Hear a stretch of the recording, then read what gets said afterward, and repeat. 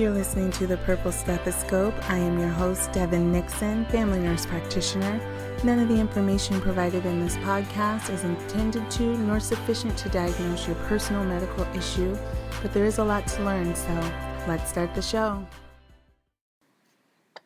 So we're back with Dr. Monique Balthazar, who has graciously agreed to come back to The Purple Stethoscope and talk with us specifically about sleep with kids, pediatric sleep. Welcome back, Dr. Balthazar. Thank you. How have things been going for you? Things are going well.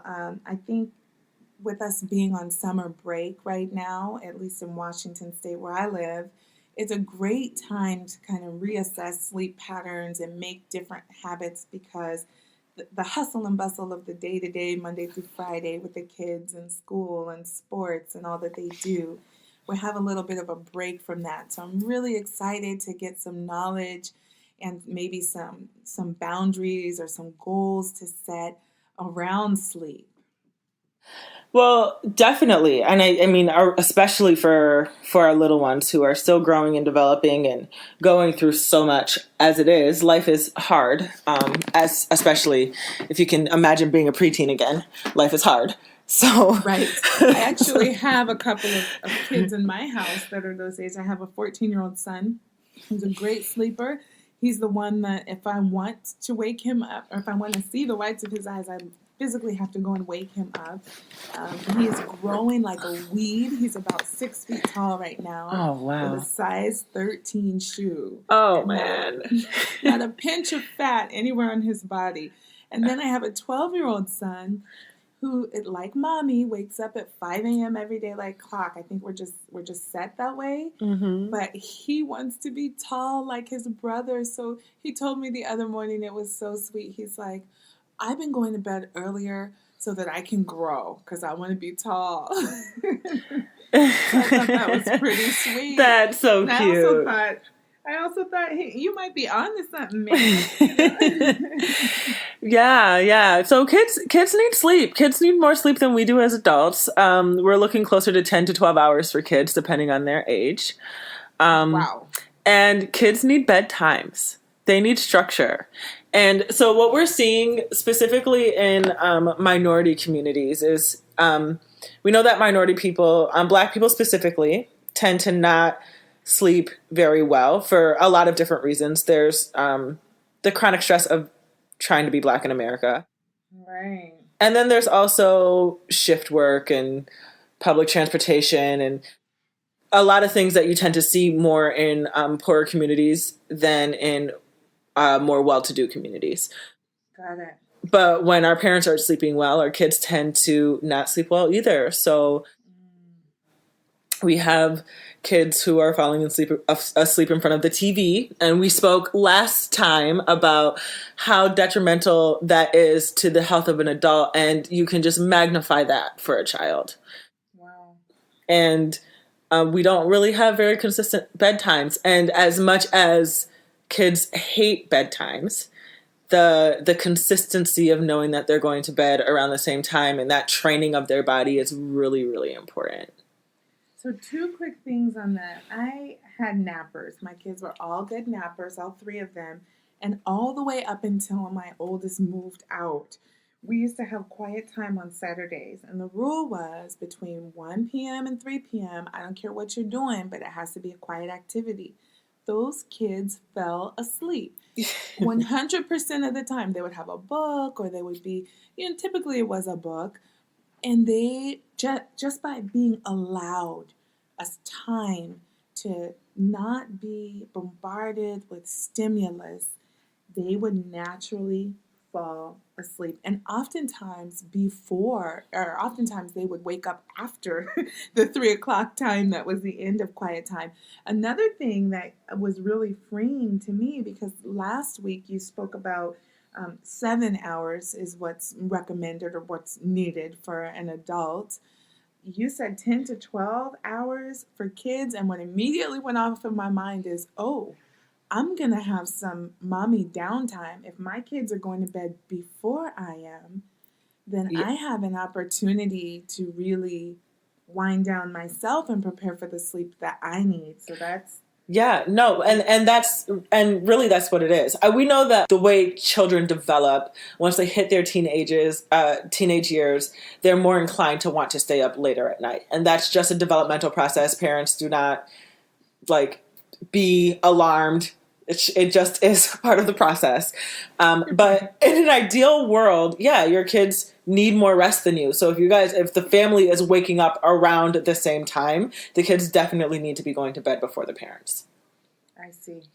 And that's basically how it is. They're getting ready for school. We're getting ready for work. Everyone's up at the same time, so they just need to go to bed sooner. They do. As much as they resist and they fight it and they hate it and they don't like you and you're the worst parent in the world, they are going to be such better human beings when they're well rested. So they'll be much happier creatures. We could all use a little more of that. Yeah. I'm telling you. Because I can tell when a kid is sleepy, especially my own children, it's like this mutual frustration. And neither one of us is getting what we want out of our conversation or whatever our task or goal is. And we're just like, we just get into this cycle of just like, what do you need from me? Because help me help you. And I think at the end of the day, what they need is more sleep. Right. They do, but and they need quality sleep. So there was a study that I read recently about the impact of our toddlers falling asleep with iPads and in front of the TV. And it doesn't I don't know that it really matters necessarily what they're watching, Right. but that they're watching TV in the hour or so before bedtime is associated with aggression with these little kids. And that aggression carries on as they age. So when you're having toddlers that are throwing temper tantrums and maybe hitting kids at daycare or whatever else the case may be, they've associated that with kids who are falling asleep in front of devices. And I know parents, I mean, I personally have taken care of families where parents use the device as a means to soothe the child. And honestly, that's doing more harm than good. You know, it's interesting that you say that because what I feel as a parent, how that's happening, and my kids are a little bit older than like a toddler right now, so they certainly didn't have any sort of device or tablet or anything, but I can see it being like, you know, so that you can have your time to wind down as a parent. Here's this device, here's this iPad or phone that you can watch your little shows or your little baby Netflix or whatever that I watch on there, so that I can have my time. But really, if we back their bedtime up to allow them that 10 to 12 hours, once they're sleeping, we have that time that we might be using a device to allow us to have. So that's really, really, I'm still stuck on the 10 to 12 hours, to be honest. It's a lot of rest. Well, I say it in clinic all the time for smaller kids. Yeah, but so for some reason, middle school and high school, I hadn't connected that because they're so busy, you know? They are, and that is a lot of the reason why there are a lot of sleep researchers who spend a good bulk of their efforts lobbying to push back start times for schools, because it is really, really having a huge impact on kids to be this chronically sleep deprived. So we are seeing, we have associated poor sleep or sleep deprivation with higher rates of suicidality and higher rates of risk-taking behaviors, whether that means drinking and driving, whether that means experimenting with drugs, whether that means being unsafe in experimenting with sex.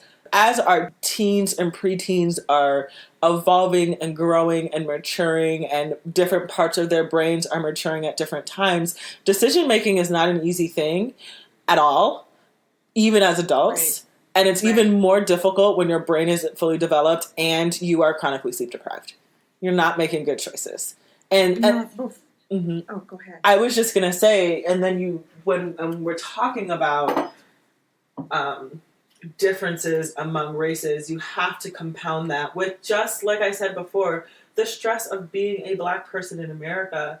So when we're talking about these statistics around kids, yes, it's true for kids of all races, but when you're talking about minority kids and Black kids specifically, those risks are magnified. So while those risks exist for so while the suicidality, for example, go up for white kids and Hispanic kids in the environment where there's chronic sleep deprivation, they go up significantly more for Black kids in those dynamics. Well, you know, I live in cardiac world, and studies have also shown that most people's blood pressure goes down at night when they're sleeping. But in one particular study that I had read, um, it wasn't going down for Black people while they are sleeping when they're doing the 24-hour ambulatory blood pressure monitor that's taking your blood pressure, you know, every hour for 24 hours. The hours where the rest of the demographic, you know, other demographics, white or non-Black, their blood pressure was going down. Ours wasn't, and so that was a big find and something else to work on, you know, stress management and wellness and perceived racism and things of that nature. But I want to dial back because you said sleep deprivation and quality sleep. Can you take a moment to differentiate between sleep deprivation and quality sleep? Because what that sounds like to me is you could be getting, or kids could be getting, the 10 to 12 hours, but it's not quality. And so they're at risk for these same things. Can you talk about the difference?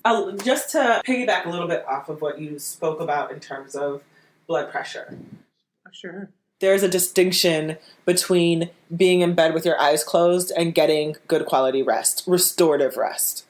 And it's true that Black people tend to not get as much restorative rest as other populations in the United States. I see. So for reasons that we're still trying to understand, for reasons that we're still researching, in ways that we're still trying to intervene on, what complicates that is another thing that research has found is that Black people tend to complain a lot less than other races, specifically white people. So where white people, so when you are when you're actually doing studies and measuring the quality of sleep using a fancy sleep study, sort of, it's called polysomnography. So when you're using these expensive machines to actually measure sleep and measure what's going on with your brain waves and with your heart rate and all of those things, we find that Black people say that they're sleeping fine, and white people say that they're not sleeping well at all. When in reality, when it's actually being measured, the reverse is true. That Black people tend to have poorer quality sleep in comparison to white people. White people just tend to complain more. And I bring that up to say that there is a level of expected discomfort in the Black experience in America. So being in bed and waking up every hour or every few hours, or not really feeling rested when you wake up in the morning, those are problems. And those are problems that you need to be vocal about with your provider, because your provider isn't going to know what's going on with you if you don't communicate about it. And sleeping well is really, really important. And there are things that we can do to help you with. There are situations that rise to the level of needing medication. And there are kids even who need to be on medication for different reasons. But we can't even start the process of evaluating that for you if we aren't being vocal about what's going on with us. So that is an issue in and of itself. So what we look at when we're measuring the quality of sleep, there are a number of variables, and it gets kind of complicated. But at the most fundamental level, we want to know how much time are you in bed trying to sleep versus how much time you're actually sleeping. Mm. In that also, how many times are you waking up in the middle of the night? So you don't even need to fully, you don't need to be wide awake, but I personally have this issue too, where I will kind of come to consciousness, be aware of what's going on around me, and then fall back asleep. So we call that sleep fragmentation. And so reducing the fragmentation. Because we want that sleep to be restful and restorative, and so we want you to stay asleep for as long as possible. And this is the same for kids, I presume. Yes, it's the same for kids. And again, I think right now the focus is on getting kids in bed long enough in the first place, Okay. because that's not really happening. Taking the devices away from the kids. You said something earlier about having quiet time on Saturdays. Really, having some sort of quiet time every day would be a good idea for kids. That helps with the wind down process, getting rid of the devices again, and really, like, we shouldn't be around the TV within an hour of trying to go to bed. Well, I mean, I'll be nice and say 30 minutes. If we could get away from our devices 30 minutes before going to bed, I would be grateful. It would make a huge difference. Baby steps. Baby right? steps. Baby 30 steps. minutes Yeah. to 1 hour. Yeah, and then again, and I can't stress the importance again of bedtimes, having structure around that, especially for the smaller ones. I wanna talk to parents for just a second, because I have 3 children, 21, 14, and 12, and when my kids were younger, we got a lot of pushback from friends who really thought we were too strict. They really thought the boundaries that we had put in place were really too hard or too strict. But what I want to say is, if you're doing it in love, it's never bad, right? You want your children to go to bed earlier because you love your children and you know that not sleeping puts them at risk for things that are detrimental, if not deadly, right? So knowing that and being grounded in that, and knowing that kids have parents for a reason, and that reason is we know things that they don't know. Our brains are fully developed, theirs aren't. They're not able to keep themselves safe. And in this day and age of mommy guilt and daddy guilt, and we do so much that when we're with our kids, we just want to give them everything. We really have to pause and understand that some of what we're giving them is not ideal. And even though they may love it in the moment, over time, it's something that they can actually become addicted to and be detrimental in terms of sleep and in other areas. When it came to bargaining, and this is probably going to sound really wild and really funny, but a lot of times kids get in this mindset because we've trained them to, well, what do I get if I listen to you? Or what do I not get if I don't listen to you? And we used to let our kids pick a treat, in quotes, and that was a piece of fruit from the produce section that we wouldn't normally buy in bulk. And the smaller the children, I think the easier a sell, at least for this type of thing. But it would be literally like, the kids would pick a special kind of pear or a plum or a peach. And they don't know when they're little. If you call it a treat, it's a treat to them, and so they're learning to, first of all, have some delayed gratification. You're gonna have to wait till we go to the store. Second, you're picking something that's healthy and good, and we're making a big deal out of it, and exposing them to different kinds of foods. One time, my son picked a star fruit. We've had kiwi, just really different things that they're curious. And it's something for them to look forward to and get their buy-in. Because trust me, if you listen to this episode and you say, hey guys, bedtime is 7:30 tonight, that's what we've determined will allow you to have 12 hours of sleep, and give me your devices. That is not going to go over well with your children. So, every little step is progress. If you observe, I always tell my patients, observe before you act, especially when it comes to food choices and different things like this. I had a patient recently, and I know I'm derailing, but I'll bring it back in, I promise, who had some really high cholesterol numbers, and they absolutely qualified for a statin.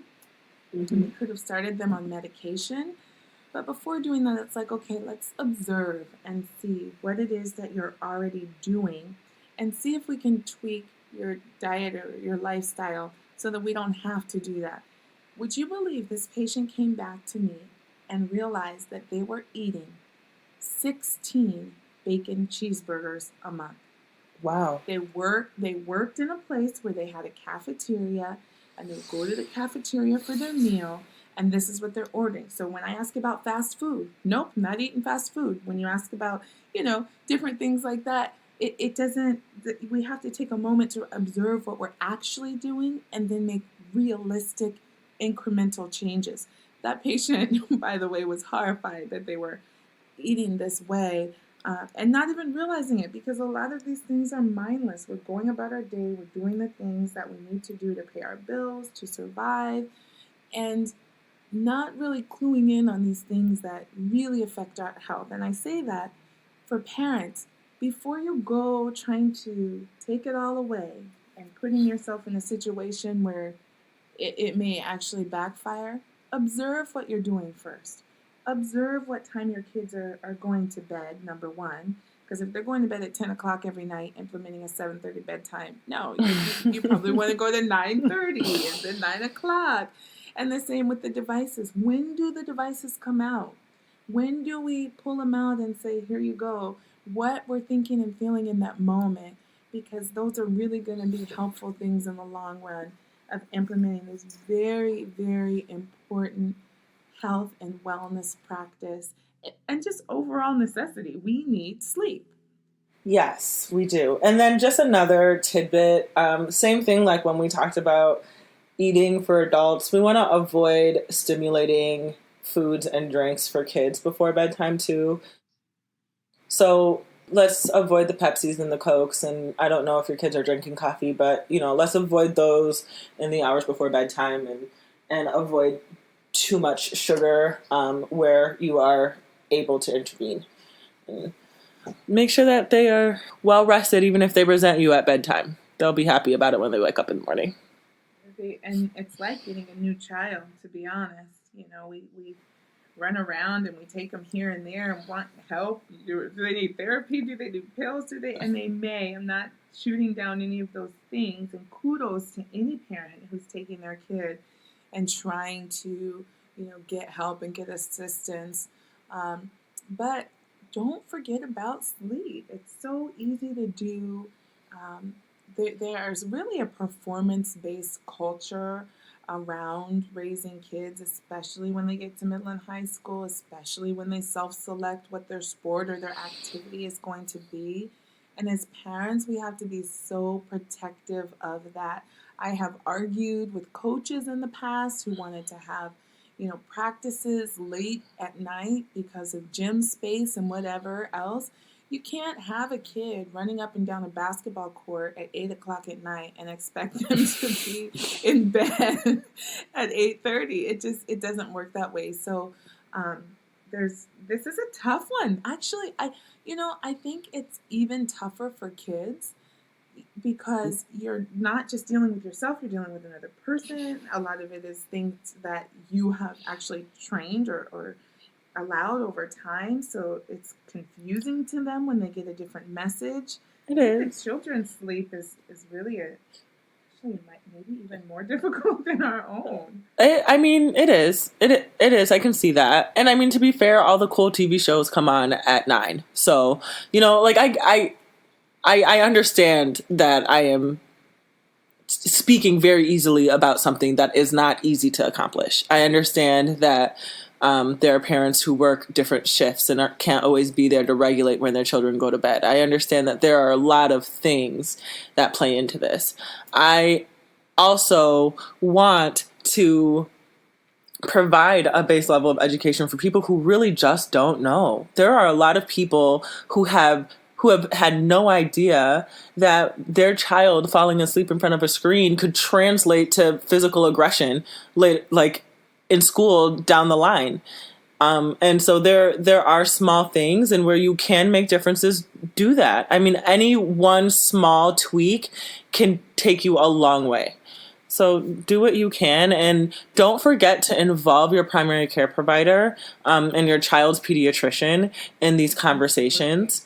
We just, for the culture, we need to be better about communicating what's going on with us to our care providers so that they can address our concerns. And we need to be persistent too. We tend to get ignored sometimes, but we have to be persistent, and know that it isn't normal to be uncomfortable and tired all the time. And there are things that we can do to feel better. It isn't normal to be uncomfortable and tired all the time. In a culture that says the more you do, the more successful you are. I know Steve Harvey just got kind of dragged for talking about 8 hours of sleep. Nobody can get wealthy getting 8 hours of sleep at night. And I mean, really, I think it's really a cultural thing. Like, the busier we are, somehow that translates into success. And it's almost like, you say, hey, how are you today? Good morning. How are you? Oh, I'm here, I'm dragging myself along, but eventually it'll be Friday. That's not normal. It's not normal to be uncomfortable and tired all the time. And I know, like, when I started prioritizing sleep, and for me, I was an undergrad, and there was just a shift that happened where I realized I feel better when I go to bed earlier, and I like feeling better. And it just happened for me naturally that from that point, when I just realized I had gone from going to bed at 3 o'clock every morning and waking up at 9 a.m. for class. Whoa. To, I mean, we all had undergrad experiences, but that was mine. And then, I transitioned to, I don't even really know. I think I got a job on campus, and so I started having to go to bed earlier to be able to make it to my job. And I just realized this feels great.